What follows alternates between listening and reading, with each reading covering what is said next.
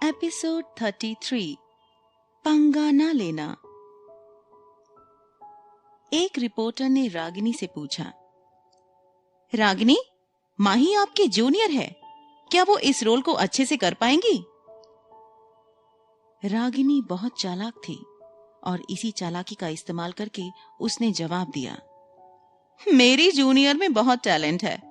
मेरा मानना है कि वो किसी को भी निराश नहीं करेगी। माही के बारे में पूछे जाने पर रागिनी से सभी रिपोर्टर को बस तारीफें ही सुनने को मिली। जो कोई भी नहीं जानता था वो मान लेगा कि वो केवल अपने जूनियर को बढ़ावा दे रही है, लेकिन माही बहुत अच्छी तरह से जानती थी कि रागिनी कैसी इंसान थी। रागिनी माही की मदद नहीं कर रही थी, उसके बदले उसे गिराने की कोशिश कर रही थी। ओपनिंग सेरेमनी अभी तक शुरू नहीं हुई थी, लेकिन रागिनी तो पहले से ही माही की बहुत तारीफ कर रही थी। यहाँ तक कि रागिनी छोटी सी गलती भी नहीं करना चाहती थी। पर माही भी कम नहीं थी। वो नहीं चाहती थी कि रागिनी फिर से उसकी जिंदगी बर्बाद करे। पिछले 5 सालों में कड़ी मेहनत करने के बाद जब ये रोल उसके हाथ में आया तो माही को यकीन था कि वो ईमानदारी से सभी को मना कर सकती है। इंटरव्यू सेगमेंट खत्म होने के बाद माही ने राहत की सांस ली। केवल उसे अब उसकी मैनेजर से मिलना ही बाकी था। माही, आपको ये ड्रेस कहां से मिली? क्या आपको नहीं लगता कि कंपनी पैसों को कवर करेगी? आप केवल एक सेकंड फीमेल लीड हैं। आप इस तरह से स्पॉटलाइट कैसे चुरा सकती हैं? क्या आप रूल्स को नहीं जानती हैं? माही को देखते ही उसके ऊपर इतने तीखे सवालों की बौछार होना चालू हो गई। ये तीखे सवाल उसकी मैनेजर प्रिया ने पूछे। माही ने लापरवाही से कहा, मैं तो ये नहीं करना चाहती थी, लेकिन किसी ने मुझे इस इवेंट के बारे में पहले से नहीं बताया था। तुम? प्रिया कहते कहते रुक गई, क्योंकि उनके आसपास बहुत सारे लोग थे। इसलिए उसने खुद को संभालते हुए धीरे से बात की।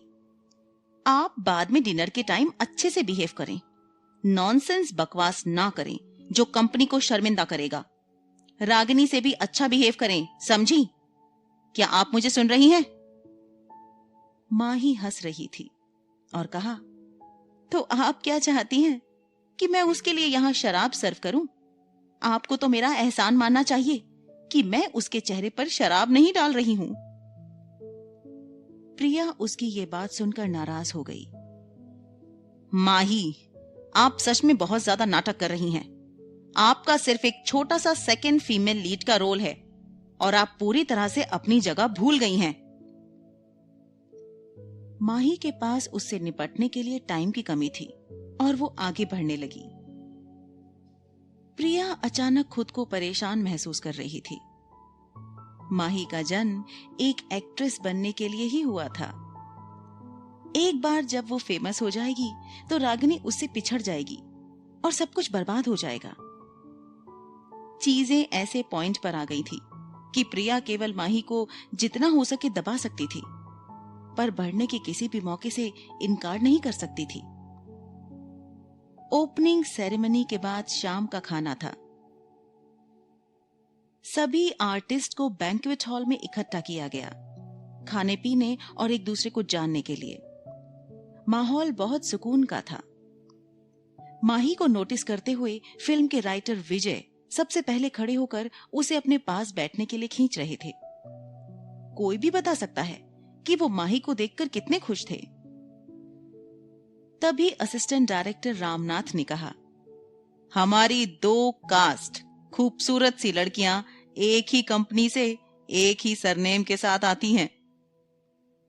माही थोड़ा सा मुस्कुराई। सचमुच एक संयोग है।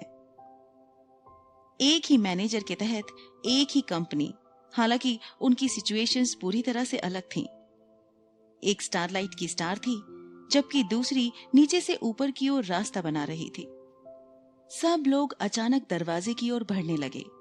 इसका कारण यह था कि सबसे बड़े चेयरमैन, सिन्हा इंटरनेशनल के डायरेक्टर काउंसिल के चीफ अजय सिन्हा वहां पहुंच चुके थे।